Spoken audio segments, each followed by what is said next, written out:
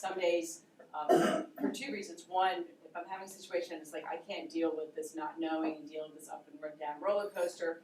And in my mind, me and God had to have a conversation about that. Like, okay, you know, if this isn't working, if I can't make this work and I can't be sane and not drinking and doing, you know, Xanax at night, then I need to find another job. I can't walk around like a crazy person going, I can't believe I have 7 deals that are out, I don't know what I'm gonna do about any of it, because we all have those days. So either I learn how to deal with it and deal with it. Realtor, it's real, R-E-A-L. So we have to be real about what's going on in some respects. So I have to decide what I'm doing, and either I'm gonna handle it or I'm not gonna be here. So God and I work it out. Like I said, my family's important, so when we schedule events, they're in my calendar. They're important to me, and we have talks about that, and my family's very supportive. Every day, I do something, my 5 to 7 or 8 o'clock in the morning time, depending on when I get up. I do something mind, body, and spirit, always. Every day I work out. I either do, except for Sundays, I either do yoga or I can run. I decided after I turned 50, I wanted to get in better shape. I've shaved down 12 realtor pounds, and I'm excited about that. And because I need to be my strongest, my best, my clearest head. And actually, I'll put a little plug for, I've been doing Lumosity. What is it? Lumosity. What's Yeah, that? Lumosity. And it's funny, just on a side, I started this because I feel like, you know, I went through the whole menopause thing, quite honestly, and I feel like someone shredded my brain some days, and I can't keep 2 thoughts together in my head. And I felt like I was having a lot of memory and attention issues. So my husband had done this, so I wandered on the site, and I like to play solitaire so often for a stress break. I thought instead of doing something like solitaire, why don't I do these brain games? They're kind of fun, and they help. And I found out that memory and my attention were my strongest, my absolute strongest. I scored the highest and all that, and that actually my speed was an issue. And so I've been working on building up my speed, and it's funny to read, and also the whole thing with the weight thing. Some of the games were mental flexibility. Was another one of my weaker ends, and it really helped me. Some of the games, it's funny, helping with impulse control and choices and all that kind of stuff. I was kind of surprised how deep it went. But beside every game, they have what some of the goals of the game were, and what, like I'll say, I want to be able to multitask, or I want to be able to keep up in busy meetings when a lot of things are being discussed. So I really found it really What's helpful. it called again? Lumosity. And it takes literally 10 minutes a day. Do you just do it on the computer? I do it on my computer. You can do it on your iPad. The computer keeps track better. And I just like it. I've really enjoyed it. I feel like it's helped a lot. And then I always, God and I always have quiet time. Just him and I get together and working on stuff always. That's very important to me. He's a big part of my business. This year, and I'll share this since we're going into ways to generate business. Before I became a realtor, I never worked on Sundays. But I was told when I started that you work on Sundays. So like everyone, like I do, I worked on Sundays, and I did open houses. I did a lot of open houses and was very successful. Matter of fact, I was doing them every weekend. I had to stop doing them every week because I had too much. I couldn't follow up the leads I was getting. So I dialed it back. But this year I was really praying about it, and I really felt that I need to have one day off. And I can't do the Monday. My husband isn't off on Monday, and I want to spend time with my family. That's important to me. So God and I prayed about it and talked about it, and I stopped doing open houses on Sundays this year. And I just kind of laugh now where I am, because it's like it's my best year ever. And if you had told me, I was petrified. And I told people, dogs, I'm not going to do open houses on Sundays. I'm a little worried about it, but you know, just to see how it works out. To service my clients, I either have other people in the office do the open houses, or I do Saturdays, 12 to 3, 10 to 1, Thursday nights during the summer, 5 to 7. And some of my Saturday open houses, we had a Saturday and a Sunday open house. I had 6 people on my Saturday open house, and then 2 came on Sunday. So it's been working really well. But it's more important that I stay true to who I am and do what I need to do, take care of myself. Because I started working sometimes 7, 8, 9 days in a row without any days off, or even a morning off. And I began to forget what day it was, where are we in the month. I mean, it gets a little crazy. And what time are you usually in the office in the morning? I'm a morning person, so I do try to get there before my day starts at 8 and try to get some phone calls and some computer work, get my paperwork to Sue. Do that kind of work where I don't want to be interrupted while the office is quiet. And I do usually try to be out by between 5 and 6 5 and 6. at night. You I do. try. I do. You try. But You're I- there when I usually leave like 6:30, 6:45. So she's always there before I get in, and she's always there She's when not I there leave. every day. Does not Not care. there. But But most I've times been you are trying. there. You're still there in the evenings. I am. I do try. There's sometimes I've been really trying hard lately when things are busy to make sure I get back to people within 24 hours. So there's some things I just need to bulk out. Sometimes, I hate to say it, but sometimes 5 to 7 is a great time not to get interrupted and get some work done.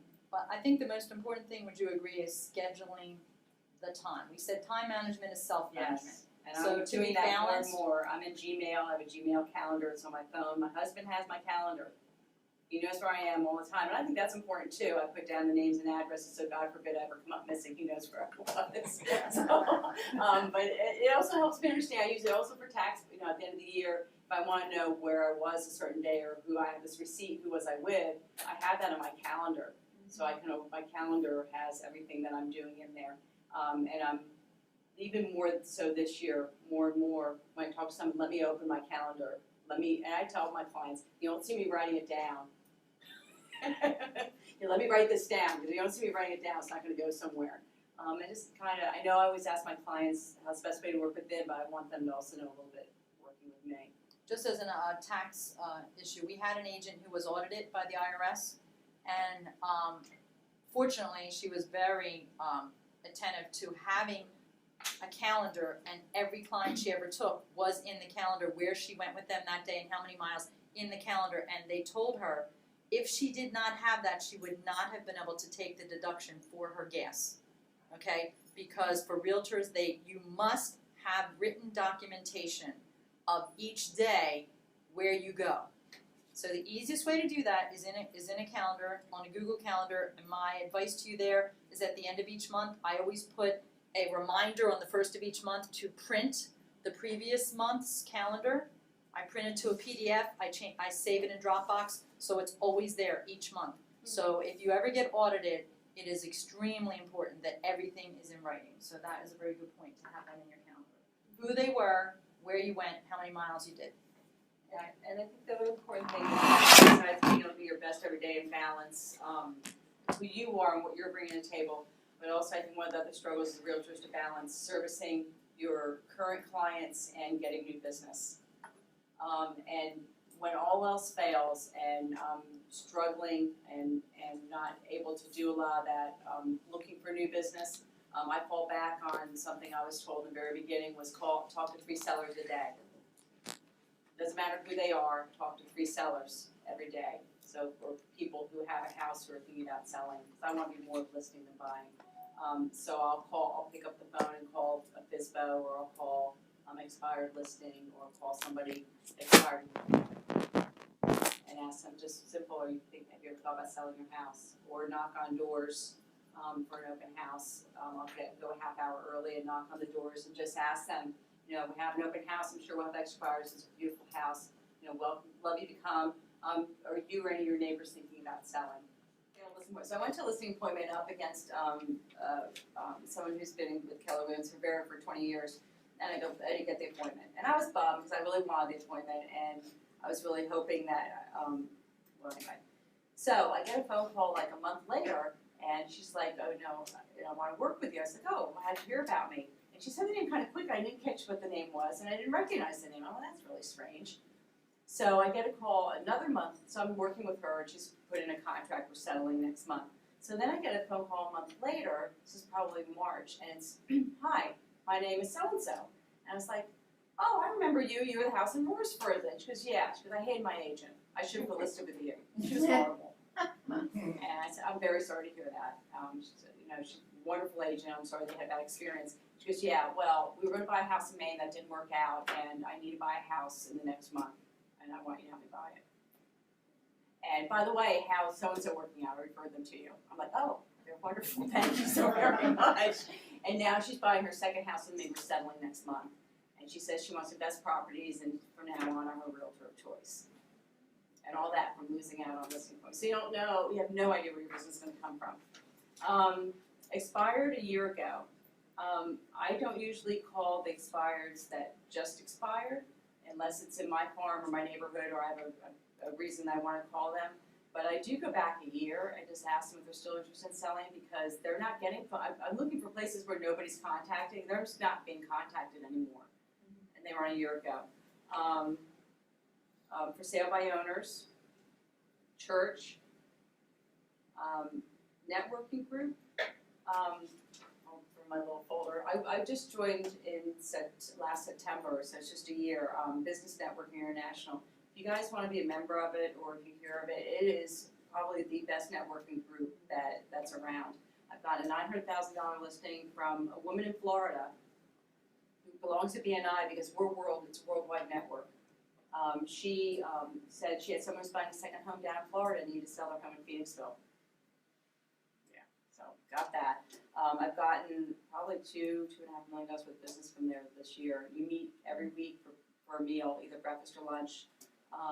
And there's monthly dues and yearly dues. But what I have liked, it's enabled me to be a go-to person. And I think whether you belong to a networking group or you don't, you need to be the go-to person in your area on Facebook. I have people from church, I'm thinking about painting my house, do you know a good painter? We have great network, we're needy, we have great networks, whether you belong to a network group or don't. We know a lot of people that do good work. So we can, we should put plugs out on Facebook. I'll put out there, just met a great painter, blah, blah, blah, put their name out. Or I'll put out on Facebook saying, I know a good painter, right? I know a good stucco person trying to get some leads in. But I also, when I go to listing appointments where I work with buyers, when I have to leave the room, I give them all my business cards. And I say, if you're looking for anybody, or need anybody, look through, they're all trusted contacts, they're people I work closely with, and all I ask is if you take somebody you're going to be working with the next month, just let me know who they are.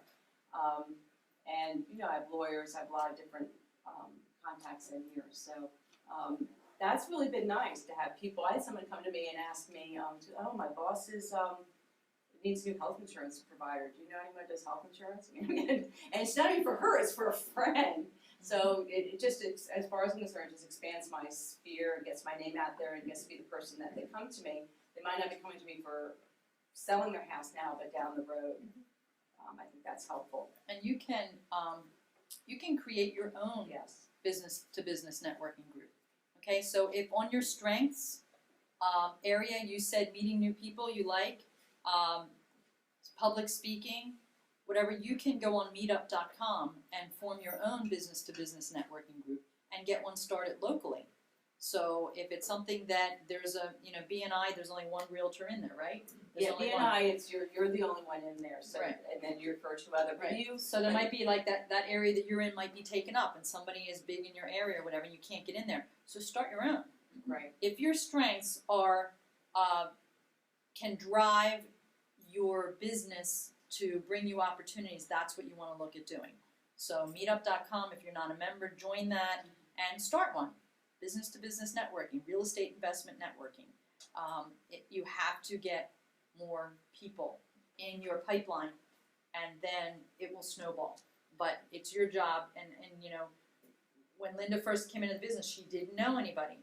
But, she got a listing.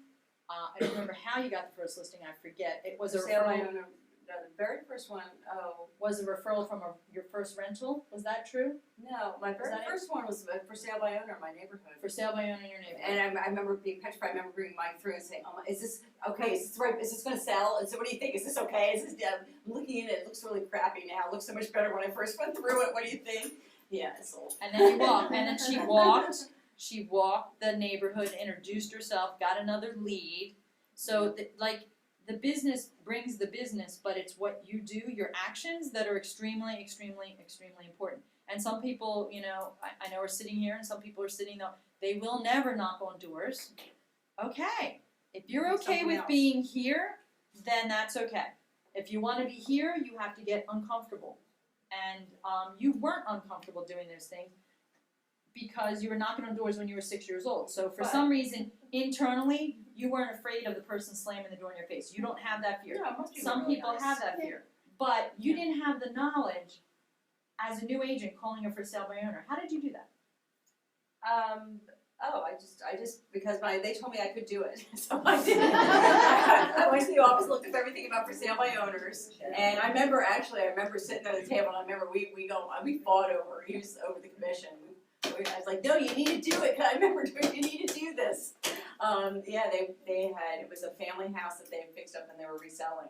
And I actually didn't think I got the listing because I went there, we talked a couple of hours, and then he said he'd give me a call, and I didn't hear back from him till after Memorial Day weekend. I had gone like the middle of May, and they called me back after Memorial Day weekend, because, oh, I'm sorry, I've just been too busy, I haven't had time to call you, like, do you wanna come sign the contract? I was like, wow, this is fun. Yeah, so, Where else? okay, but I just wanted to touch on that working group. One thing I will say is don't discount the business-to-business people you come into contact with, because they have a sphere too. So any kind of relationships you can develop with them, whether you have, your general painter, general contractor, backup mortgage for if someone gets turned down, things like that. I have to say that because I got an $800,000 listing from my backup mortgage guy. Painters, contractors, they're going in, they sometimes talk to people, oh, I'm coming in, oh yeah, I'm thinking about putting my house on next year, oh. They hand out your card, you hand out theirs, so it is, whether you're in a formal group or not, that is a relationship. And the more you give to them, they will give back and feel loyal. And don't feel shy about saying, hey, I love our relationship, hey, can we go out to breakfast, I'd love to hear more about your business. Because you might find more ways to be able to refer to them, they might do more things than you realized and be more useful than you thought, insurance people, The way to get those people is, I'm amazed that I teach this all the time and people still don't do it because it's such a great reason. Call everyone you know and ask them if they've had any work done at their house recently, who does their landscaping, because you're creating a list of contractors to refer to your clients. Okay? So many agents, I give this idea and they don't do it. I know you did that at the very beginning. Because I didn't know anybody. Right. So you call people and you ask them, who do you know? A, it tells them you're in real estate, reminds them that you're in real estate. B, you then get a number and a name, and then you call that person and say, hey, I'd like to put you on my contract list. Would you also, can I also send you some of my cards? And I'd like to have you on my list to give out to clients. And you already have a testimonial from that person that you called, so you know that they're a good person and you feel more comfortable with them. So make a list of contractors by asking the people that you know, your family, your friends. Did you have any work done recently? And that's great. I don't want to Put it out on Facebook. Did you have any work done recently? I'm forming a list, and you'll say, oh yeah, my cousin said this, my cousin said that. So I'm looking for some good, reputable people to refer, because you'll run through that list, and I'll tell you right now, with this market turning, it is going to be harder than ever to get a contractor. They're all going to be busy. A lot of them went out of business, and you're going to see a lot more startups happening. But this is what happens. You have to wait for the repairs to be done for home inspections and all. So you need more than one person in each category. So I did do that. Call that whole and the negative, my weakness, hiding behind technology, not getting face to face with people. I mean, I started having that last year, and I'll say join the group, but I would say take things a step further and meet with don't be afraid to meet with a contractor who you're working with, who you trust, you have a relationship with, and getting to know each other better. I read a book called Click, which if you ever get a chance to read Click or Sway, they're really, really good books. And Click just talked about when you click with someone, on what level. They did a study, and basically it wasn't the quality of your connections, it's the quantity. So it's not whether you agree on politics or church or philosophies, it's, what soda do you like to drink, what kind of dog do you have, how many do you place it with, it's really base level stuff, and the more connections you have, even as much as they went to say that people who have the same letter first names are more likely to get married. Is that weird? Just having Dan and Debbie, is something that's popular. That it's a connection. Having the same birthday. I mean, they're really weird, but people take, oh, okay. It's a connection thing. So I say get together with people. I think the more you know about them, the more you confer to them, the more they know about you, the more they trust you. They know who you are. You're willing to spend time with them. You're not just one of these people that calls up and says, okay, great, thanks. They never hear from you again. To develop those relationships, that power of 21, it's really important to have 3 or 4 people that you meet with regularly face to face, take out to coffee, get together, call, that kind of thing. I got one of my listings, this was from a neighbor in a neighborhood that I sold in. So I sold a neighborhood and someone else was, another neighbor was thinking about selling, so he told me, this was actually, I sold the house in 2010, I just got the referral. And the person that referred to me happens to be somebody who is, likes to work with all the senior citizens in their church. So she gave me that listing and I just got another one that she was working with someone else and was so impressed with what I was doing for the other listing. When her listing expired, she started working with me. Are you seeing a theme here of when you're doing a good job at what you do, then people refer you, but it all starts with how are you presenting yourself? How do you market your listing? How do you set your listing up when you have it?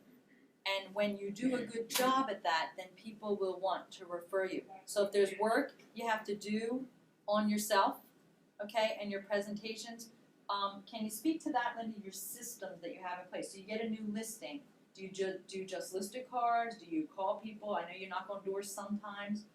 What do you? I What's your still systems? go down the marketing list. I use the marketing list that we have that's on our document library, sending out the cards, setting up the stuff in the house, doing open houses, broker opens, doing the advertising, putting it on Facebook, putting it on LinkedIn, put it on Twitter. I use Hootsuite for that.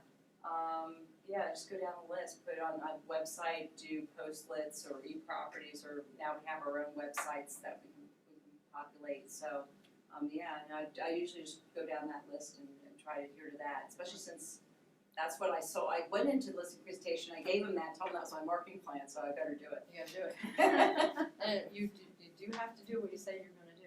That's important, because a lot of people don't. A lot of people say I'll call you and they don't.